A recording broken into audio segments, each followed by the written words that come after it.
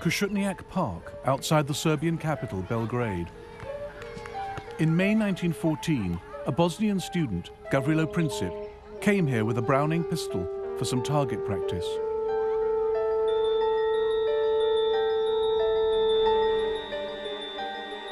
Princip was 19 years old. According to his instructor, he was not a very good shot. Other students were much more confident. Whenever Princip missed the target, people standing around would laugh at him. That would drive him to tears. Out of sight in the forest, he had a chance to get his eye in, shooting at trees.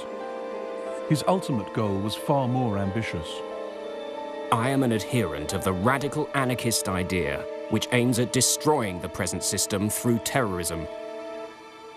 In 1914, Princip's wish was granted.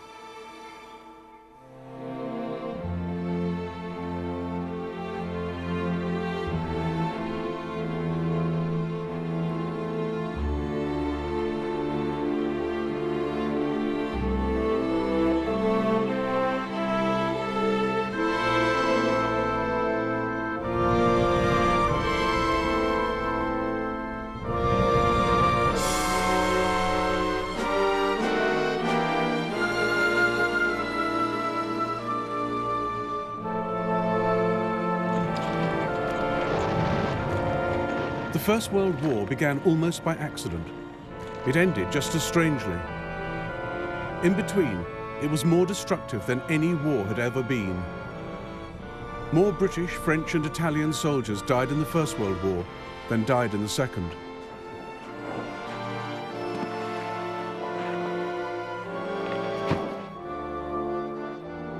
It was the first genuinely global conflict, fought not just on the fields of France and Flanders, but up mountains, across deserts, at sea and in the air.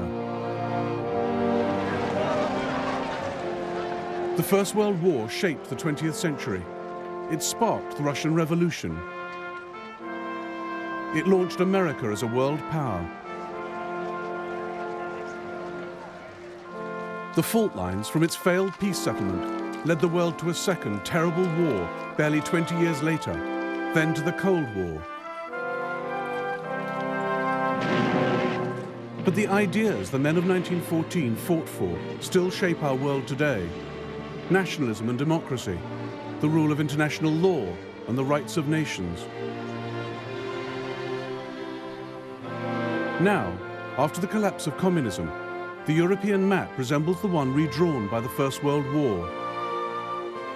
We live with its unresolved, bitter consequences in the Middle East and the Balkans. And it was in the Balkans that it all began, nearly 100 years ago.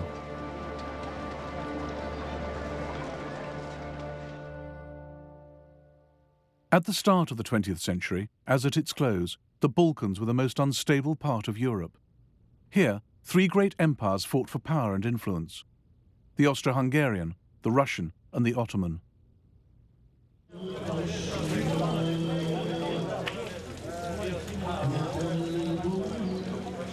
For hundreds of years, the Ottoman Turks had the upper hand. Serbia, Bosnia, Albania were under their control.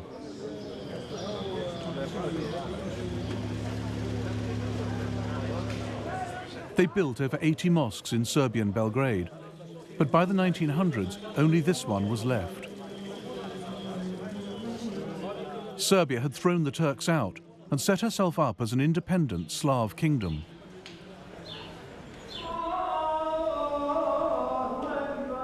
But right on Serbia's border was an even greater challenge to Slav nationalism: the Austro-Hungarian Empire. The old Turks of the south have gone, but new enemies come from the north, more fearsome and dangerous than the old. They want to take our freedom and our language from us and crush us.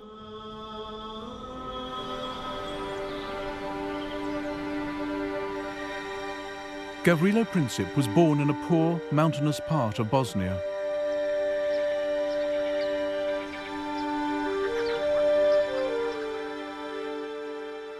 His house was destroyed in the Balkan Wars of the 1990s.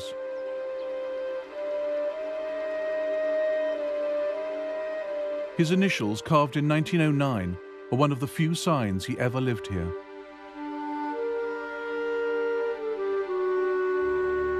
The year before, control of Bosnia had been wrested from the Turks by the Austro-Hungarians, the enemy Princip wanted to destroy.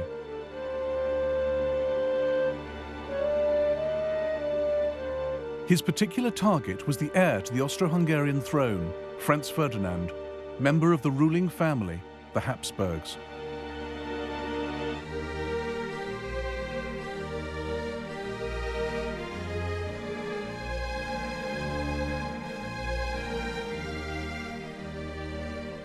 That extraordinary empire, known as the Austrian-Hungarian dual monarchy, is less an empire, or a kingdom, or a state, than the personal property of the Habsburgs, whose hereditary talent for the acquisition of land is recorded on the map of Europe today.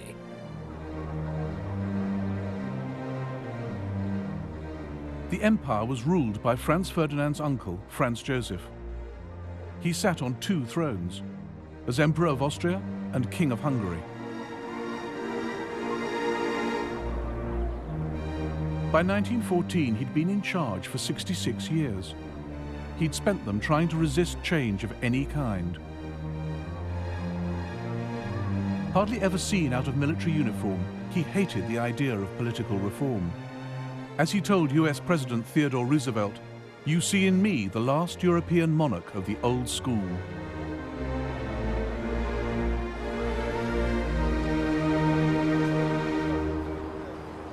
Austria-Hungary was a key part of European security, a multinational empire keeping the peace on the borders of the West. The capital, Vienna, was one of the great cosmopolitan centers of Europe. This was the empire that produced Freud and Mahler, Schiller, Kafka and Strauss. It contained at least 10 different nationalities, not just Austrians and Hungarians, but Czechs, Slovaks, Poles, Romanians, Italians, Croats and Bosnians. A guide was prepared by the British Foreign Office to help work out who was who. Teutons, anti-Slav, vigorous and very wooden and hard-headed, shy and suspicious, manly and close-fisted. patriotic. Very tall, big noses. Slovaks, ignorant but artistic. Ruthenes, savage and ignorant, but Czechs, musical. energetic, forceful, intensely... But it was also an empire in a state of constant crisis. Poles, all for Polish independence. Bosnian Serbs, pro-Yugoslav. Italians, anti-Austrian. In all the empire, only the Hungarians and Austrians had any real power, and the Hungarians refused to share it with the rest.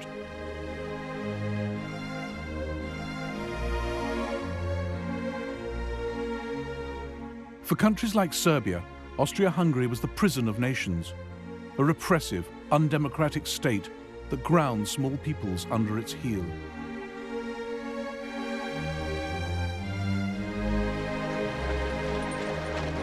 In 1905, there were nationalist demonstrations in Vienna.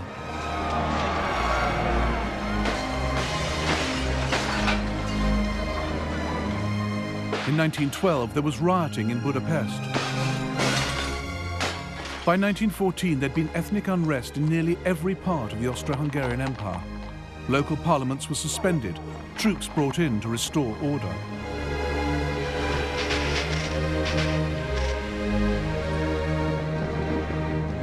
Austria-Hungary's domestic problems gave opportunities to her enemies.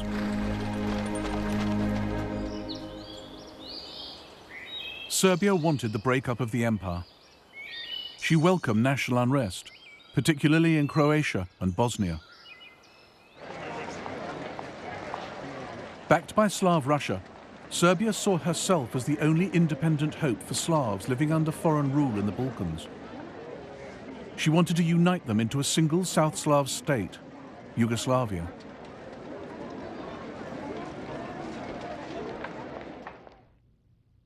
Dragutin Dimitrievich was an officer in the Serbian army. He opposed any kind of friendship with Austria. The blind surrender to Austria's embrace was a most shameful betrayal of Serbian traditions. I realized that Serbia must in full measure become the leader, not only of Serbs, but of Yugoslavia. Dimitrievich believed killing kings could bring political change. It had worked for him in the past. In 1903, he led a palace revolution, killing the old king of Serbia, who was too close to Austria for the army's liking, and installing a new one. The crowds expressed enormous joy. They stuck flowers and leaves in their caps. Windows were decorated with banners, flowers, garlands. Belgrade was celebrating. The rest of the world was horrified at Serbia's bloody coup. Serbia was treated like a rogue state, a nest of revolutionaries, one foreign minister complained. Only 2 countries sent ambassadors to King Peter's coronation: Russia, Serbia's greatest ally, and Austria, her greatest enemy.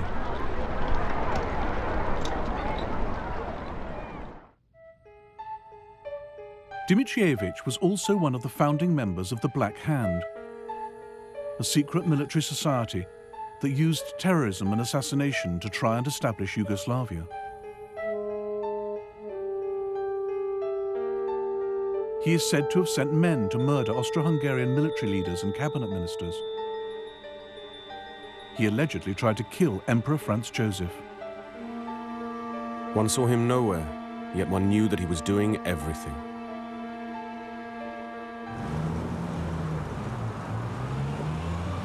By the spring of 1914, Gavrilo Princip was also in Belgrade, talking revolution with his friends.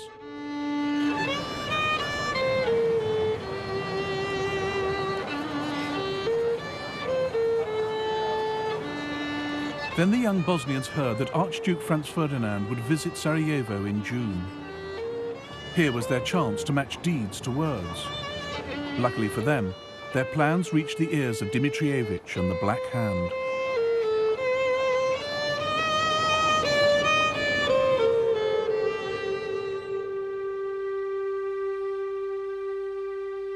Dimitrievich worked in the Kalemegdan fortress in Belgrade as chief of Serbian military intelligence.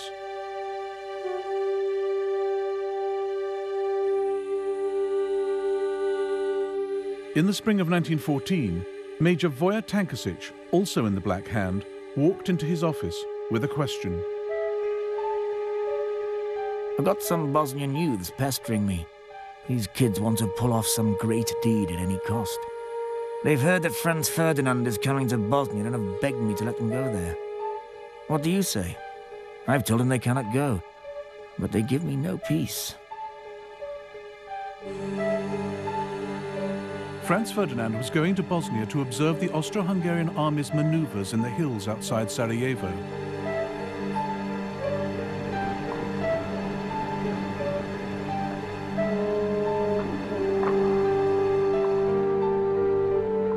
As intelligence chief, Dimitrievich feared these maneuvers were a smokescreen, that what Franz Ferdinand really planned was an invasion of Serbia.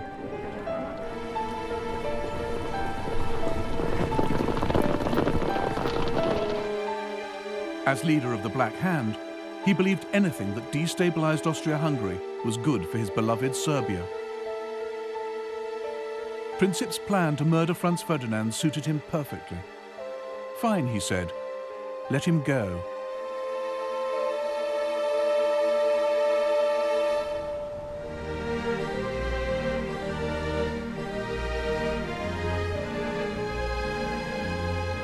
Unlike Gavrilo Princip, Archduke Franz Ferdinand was an excellent shot. One of his castles, Konopisht, in what is now the Czech Republic, is full of the evidence. By the age of 50, he'd shot 5,000 stags, as well as 200,000 other animals, all carefully numbered. Anyone who disturbed the Archduke's peace at Konopisht by trespassing on his land, as unsuspecting trippers sometimes did on Sundays, had to reckon with being shouted at by an irascible and almost apoplectic proprietor, who threatened to shoot anyone who dared set foot in his grounds a second time.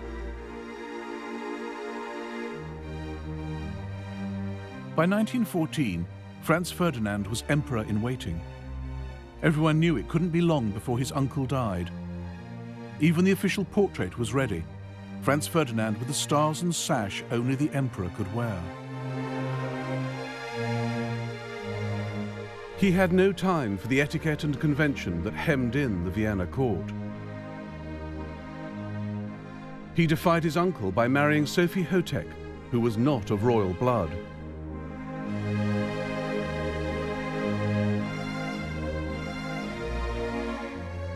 The most intelligent thing I've ever done in my life has been the marriage to my Soph. She is everything to me. My wife, my advisor, my doctor, my guardian angel.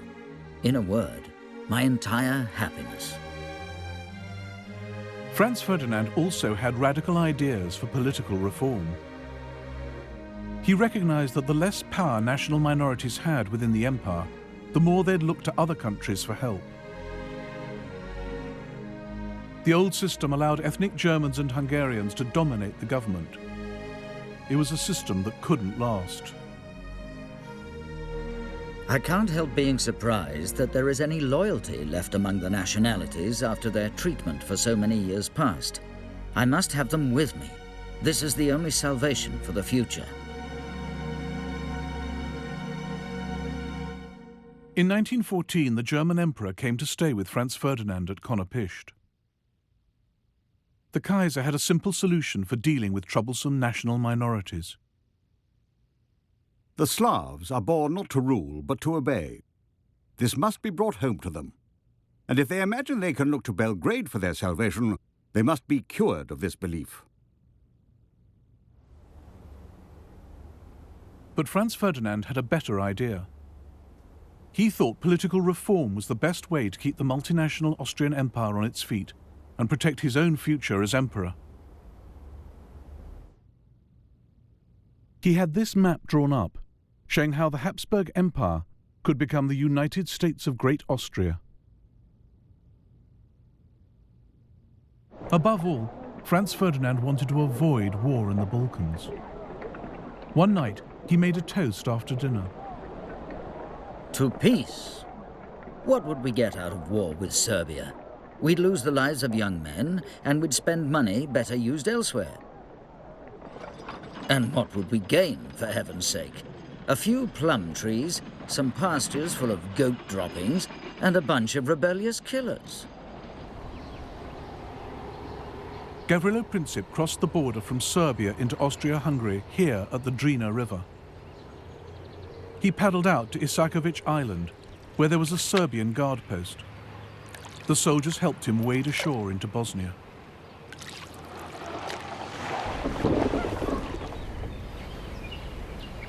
From here, he made his way to Sarajevo, where he met up with 6 others in on the plot. The Serbian Major Tankasic had supplied them with 4 pistols, 6 bombs, and suicide pills in case of capture. They were already in Sarajevo when Franz Ferdinand arrived outside the capital on the 25th of June. They planned to attack him 3 days later as he drove from the railway station to the town hall. One would be stationed at the first bridge on this road. Princip and the others would cover the rest of the route.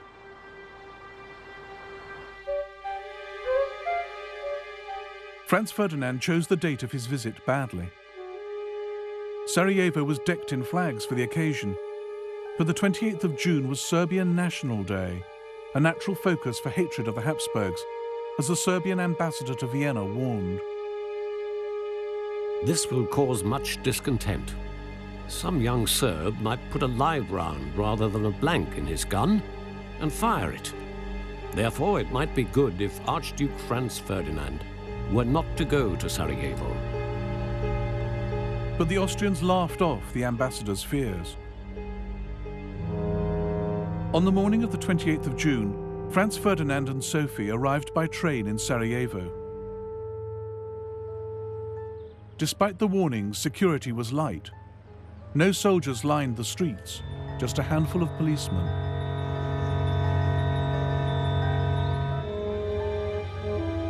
The royal car was a Greffenstift Tourer. At Franz Ferdinand's request, it travelled with the top down, very slowly, so the crowds could see him and he could see the sights.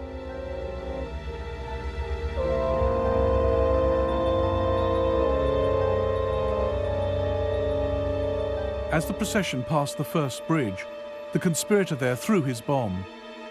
Sitting opposite the royal couple was Oskar Potiorek. The explosion came immediately after the Archduchess's cry to drive on quickly. I was sure no damage had been done to our car, and the Archduke commented very calmly, "I've always thought something like this might happen." The bomb had bounced off the car, exploding behind it and wounding 2 officers and some onlookers.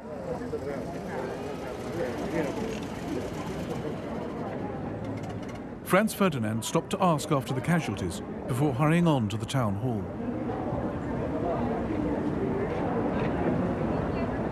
There, the mayor of Sarajevo began his official welcome speech. The Archduke interrupted. Lord Mayor, what is the good of your speeches? I come to Sarajevo on a friendly visit and someone throws a bomb at me. This is outrageous. So far, the young Bosnian's plans had gone badly wrong. Franz Ferdinand was alive, official security was now on high alert. Gavrilo Princip turned to go home, stopping on the corner of Franz Joseph Street to buy a sandwich. Then his luck changed. Franz Ferdinand had left the town hall. He should have been driven straight along the river, travelling too fast to give any other assassins a chance.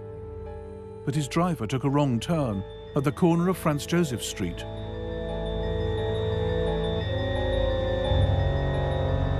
As the royal car tried to reverse onto the main road, Princip came face to face with his target. At that moment, I heard the crack of a pistol shot, followed swiftly by another, and saw in the same split second a man standing right in front of me being thrown to the ground by the people around him, and the shining sabre of a security guard descending on him. A thin stream of blood spurted from His Highness's mouth onto my right cheek. The Duchess cried out, "In heaven's name, what has happened to you?" Then she slid off the seat and lay on the floor of the car. I thought she had simply fainted. Then I heard His Imperial Highness say, "Sofurl, Sofurl, don't die. Stay alive for the children." I asked him if he was in great pain. He answered me quite distinctly, "It's nothing." Franz Ferdinand and Sophie died on the way to hospital.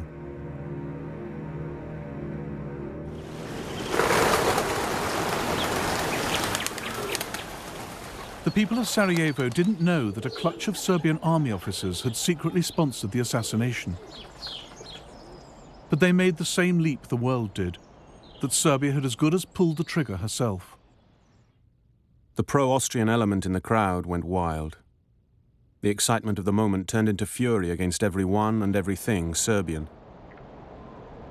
Serbian shops, schools and churches were smashed and looted.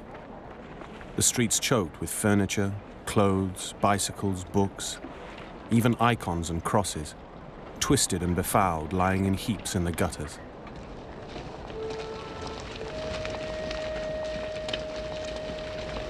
Over 200 Serbs were arrested in Sarajevo alone. Local officials hanged some in the city prison. Many more died in pogroms across Bosnia and Herzegovina.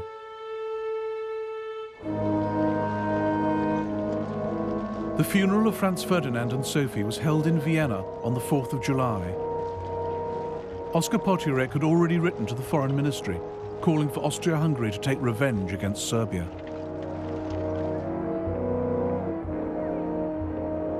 We must take the first opportunity for a destructive blow against Serbia to give the monarchy a few decades of calm internal development. Serbia must learn to fear us again.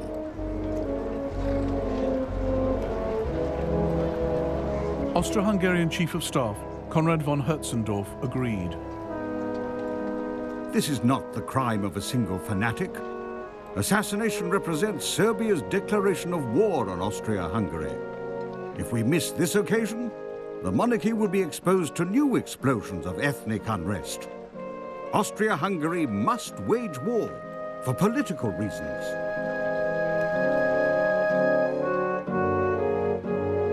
In life, the Crown Prince had been a champion of peaceful coexistence with Serbia. In death, he was becoming a cause for war.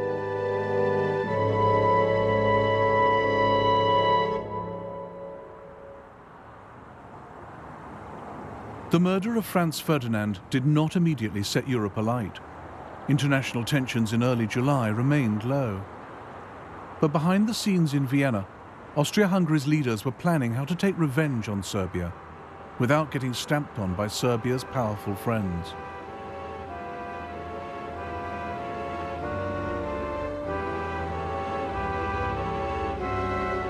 Even before the assassination, Army Chief of Staff Konrad von Hötzendorf had pressed for war against Serbia no fewer than 20 times. Now he made his case again. I expressed to His Majesty my opinion that war with Serbia was unavoidable. That is entirely correct, said His Majesty. But how are you going to wage war if everyone, in particular Russia, is going to attack us? We have backing from Germany, I replied. His Majesty gave me a searching look and said, "Can you be certain of that?" This was the moment when what could have been just another war in the Balkans began to turn into the First World War. Austro-Hungarian Emperor Franz Joseph now asked the German Kaiser for support. On the 6th of July, he got just the answer he wanted. The German government is of the opinion that we must decide what is to be done. Whatever we decide, we may always be certain that we will find Germany at our side, a faithful ally and friend of our monarchy.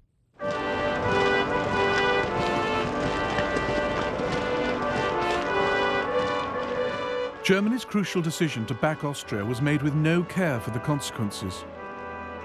Neither the Kaiser nor his senior political and military leaders took any steps to find out what Austria-Hungary had in mind. It was an extraordinary oversight, because nothing in the Balkans happened in isolation. Europe was divided into two camps.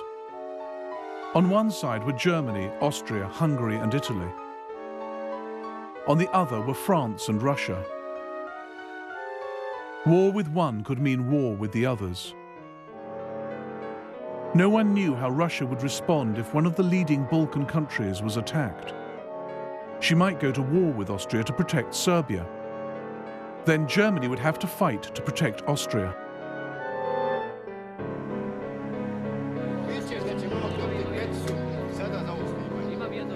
The Germans thought the Russians might stay out of it. The German ambassador in St. Petersburg insisted Russia couldn't risk war for fear of internal revolution. The German foreign minister decided Austria would quietly settle with Serbia. The German chancellor, Bethmann Hollweg, was almost as confident. The crime of Sarajevo was reprehensible, but politically it would have the positive result of making Russia thoroughly disgusted with the Serbs.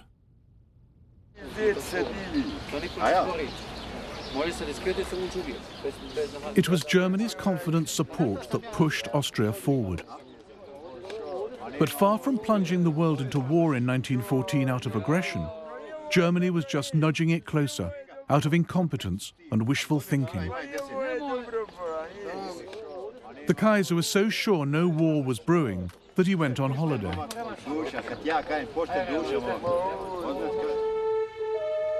In Sarajevo, the trial of Gavrilo Princip was underway. The court had plenty of evidence to prove that Serbian army officers had helped him. And with Germany's unconditional support, that was enough for Austria. She sentenced Princip to 20 years in jail, where he died in 1918. She sent Serbia an ultimatum.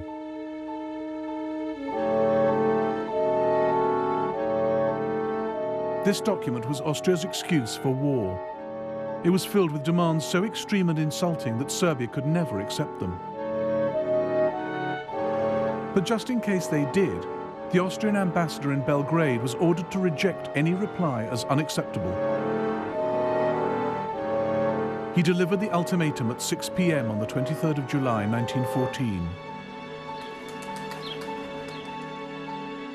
Slavka Mihailovich was a Belgrade doctor.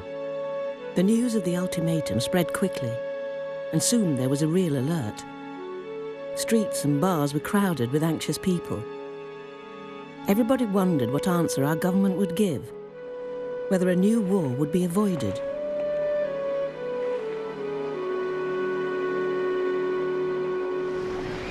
Austria's ultimatum caught the world's diplomats napping.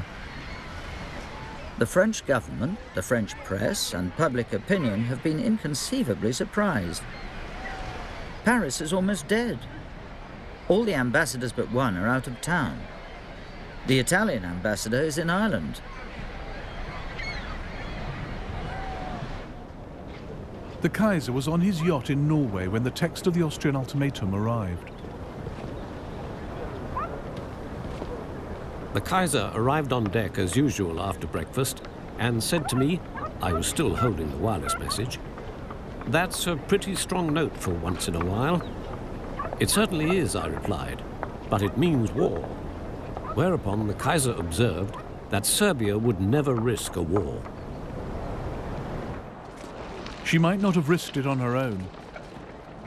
But on the 24th of July, the Serbian regent, Prince Alexander, telegrammed Russia for help. In St. Petersburg, the Russian foreign minister spoke frankly to the British ambassador. Austria would not have acted so aggressively without the consent of Germany. I hope the British government would declare itself on the side of France and Russia without delay. Russia was convinced that Germany was warmongering. On the 26th of July, she called up her reserves. This was the second key stage of the crisis, as Britain's Foreign Secretary Edward Grey warned on the 28th. From the moment the dispute ceases to be one between Austria-Hungary and Serbia and becomes one in which another great power is involved, it cannot but end in the greatest catastrophe that has ever befallen the continent of Europe.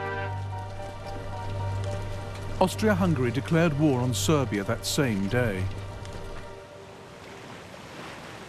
The first shots of the war were fired from here, the Austrian fortress of Zemun, just across the river from Belgrade.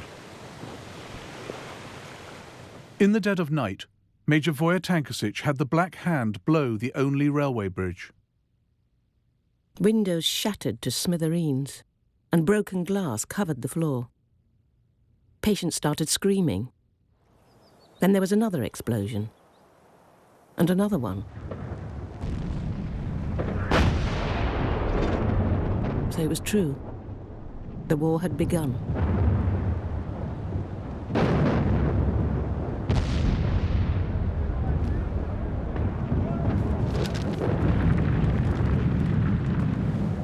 How well our old city deserved the name the Turks had given her, the House of Wars. Shells fired from all sides were crisscrossing above her. The Austrians had peculiar weapons, the so-called monitors, little boats armed with heavy guns circling Belgrade like rabid dogs and firing from every direction. It was still only a war between Austria-Hungary and Serbia. And on the 29th of July, as the shells fell on Belgrade, there was a final attempt to keep it that way. A series of last-minute telegrams flashed across Europe. Tsar to Kaiser, cousin to cousin. Dear Willie, an ignoble war has been declared on a weak country. The indignation in Russia is enormous. Dear Nicky, I am exerting my utmost influence on the Austrians. I confidently hope you will help me to... Dear Willie, my troops shall not take any provocative action. But by now, the crisis was beyond the control of monarchs or politicians. It was in the hands of the military. From the moment Russia mobilized her army, German generals knew their own clock was ticking.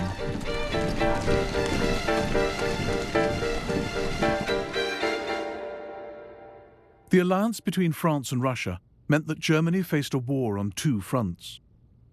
Her only hope was to deal with France in the west before the main Russian armies could invade from the east. That left no time to wait and see. For Germany, Russian mobilization meant war.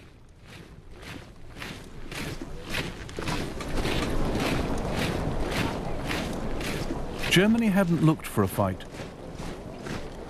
Her generals knew a European war would be long and devastating, even for the victors. But if it was going to happen, they thought, better sooner than later. According to all competent observation, Russia will be prepared to fight in a few years.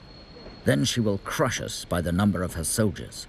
Then she will have built her Baltic Sea Fleet and strategic railways. Our side, meanwhile, will have grown steadily weaker. On the 1st of August, Germany declared war on Russia. 2 days later, she declared war on Russia's ally, France.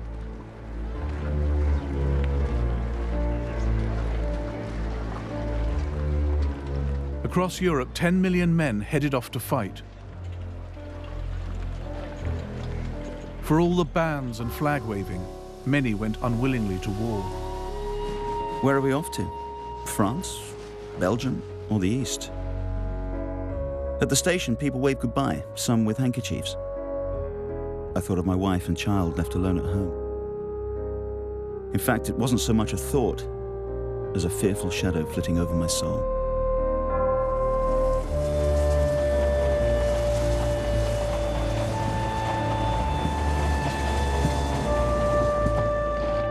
God, how long is this town? My bayonet's digging in, my collar's strangling me. But when I look up, I see a pretty girl. She is so full of admiration, so moved by it all that I realize we've got to look handsome and walk tall. Off we march to the sound of shrill brass. Although where we're going, you die, you're defaced, hacked up, torn apart. All down the line, my comrades straighten up at the sight of her.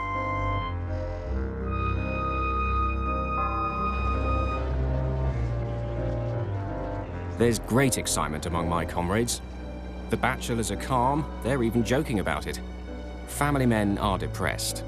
Some are saying we'll get nothing from this war. We'll get beaten by the Germans. What's in it for us peasant soldiers? Why have we got to fight for some offended Serbs? The leaders had little better idea why they were fighting than the men. They had no lists of war aims.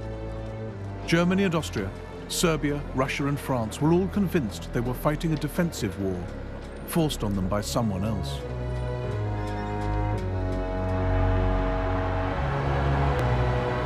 The only great power in Europe still on the sidelines was Britain.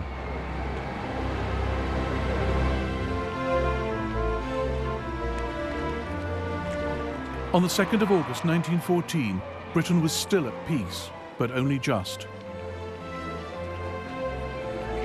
We've been in a state of great excitement as the reservists are being called up. All the railways are guarded. Everything points to the Great War, so long expected, being upon us. But Britain was the only great power who could not claim she was the victim of aggression. Nobody had attacked her, so why should she fight? It wasn't really to defend the rights of small nations, at least not Serbia, according to the Manchester Guardian. If it were physically possible for Serbia to be towed out to sea and sunk there, the air of Europe would at once seem cleaner. Nor was Britain bound by treaty obligations, as the Foreign Secretary Edward Grey assured Parliament. We are not parties to the Franco-Russian alliance. We do not even know the terms of the alliance. But in private, Grey and other leaders knew that Britain had to fight.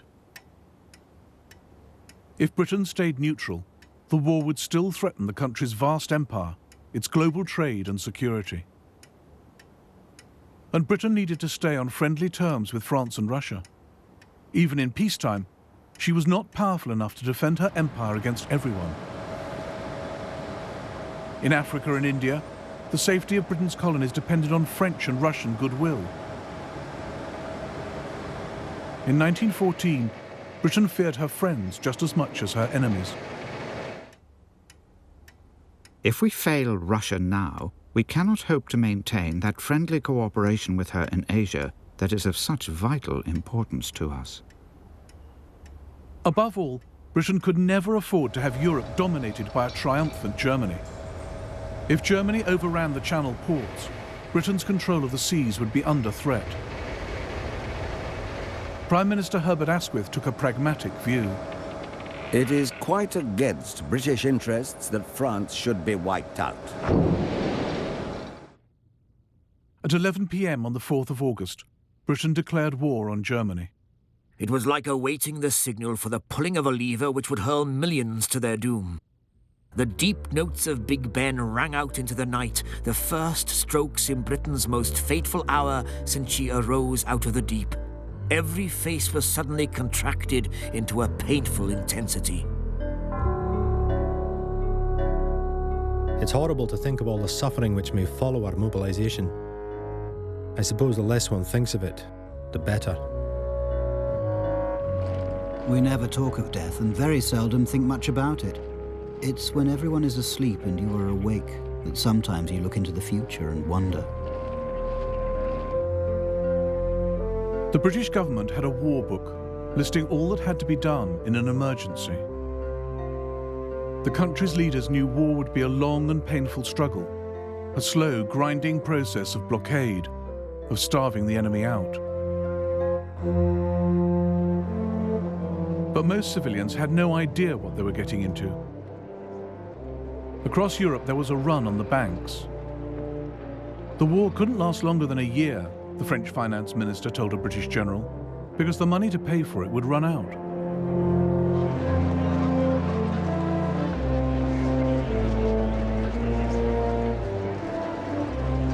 Most people expected Britain, with the largest navy in the world, to fight a sea war. The Foreign Secretary reassured the nation. For us, with a powerful fleet, which we believe able to protect our commerce, to protect our shores, and to protect our interests, if we are engaged in war, we shall suffer but little more than we shall suffer if we stand aside.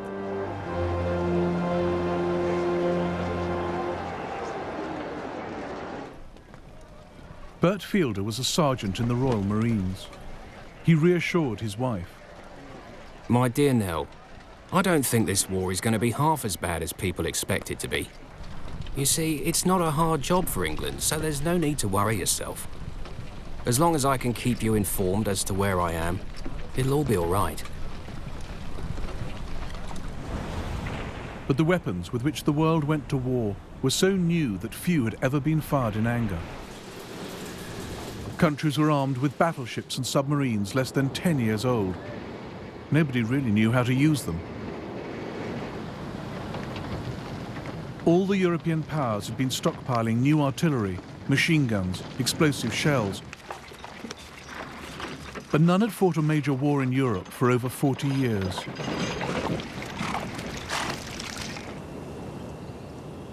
The crisis had begun in the Balkans. And as the Austrians faced up to the Serbs, the First World War started here as it would go on everywhere else. A war in which old scores would be settled and the rule book thrown away.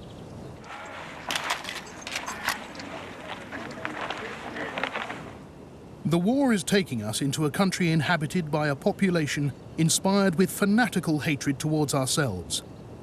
An attitude of extreme severity, extreme harshness, and extreme distrust is to be observed towards everybody. In some sectors, Serbian civilians did fight a guerrilla war, not in uniform, not in the regular army. It was hard for the Austrians to tell who was a real enemy, who was not. But their reprisals against the Serbian people were vicious.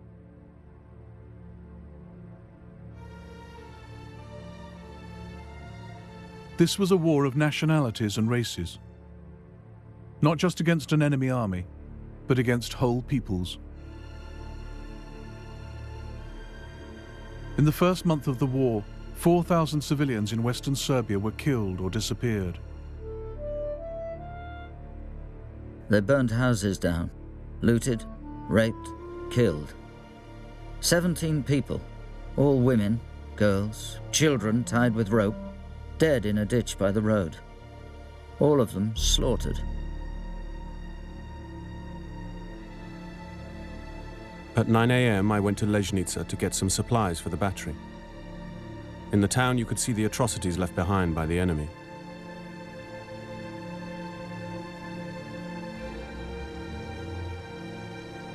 Ten people, some children among them, had been hanged near the church. About 100 people, their throats cut at the railway station. A terrible sight to cast your eyes on.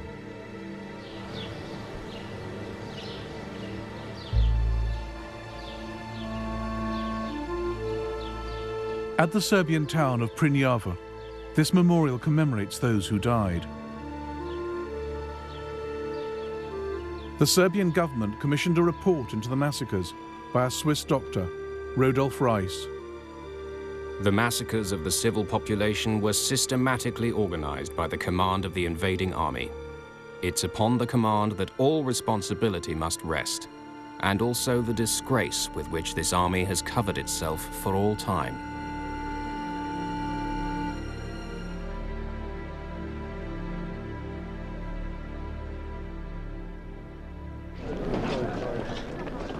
Austria-Hungary was far less ruthless when it came to fighting the Serbian army. That too set a pattern for the war, a foretaste of the military weakness which would dog Austria-Hungary's partnership with Germany. This was a war in which events on one front could have a critical effect on another.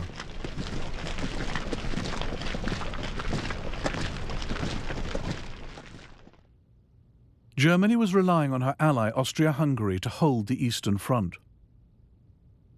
With Russia massing on her borders, Germany was horrified to learn Austria had concentrated her reserves not against Russia, but down in the Balkans to deal with Serbia. Meanwhile, the main Serbian army had marched up from the south of the country, gathering numbers as it went. On the 12th of August, it finally met the Austrians at Ser Mountain.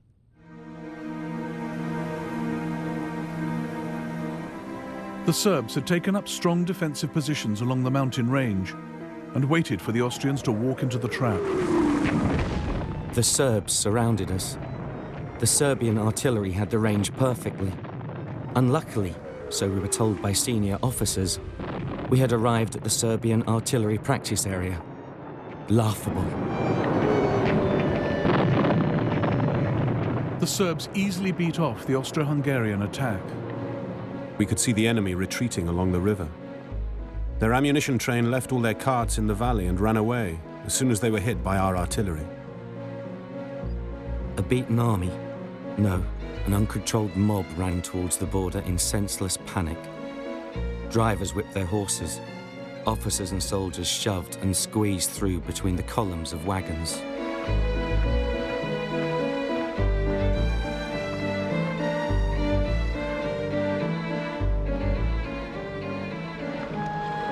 Austro-Hungarian prisoners captured in the first Allied victory of the war. Austria had thought Serbia would be a pushover, swift revenge for the murder of Franz Ferdinand. But Serbia had scattered the Austrian army.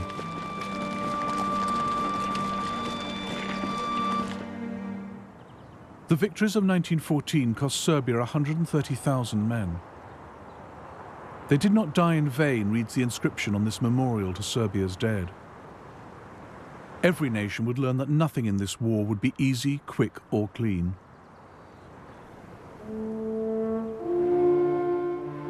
On the Western Front, a French ambulance driver wrote to his son, "Do you ever think of your daddy, walking day and night over ploughed fields and getting very used to shells exploding all over the place? I'd really like to hear from you. How's school? Don't be too quick to learn the geography of Europe. I think it's all about to change."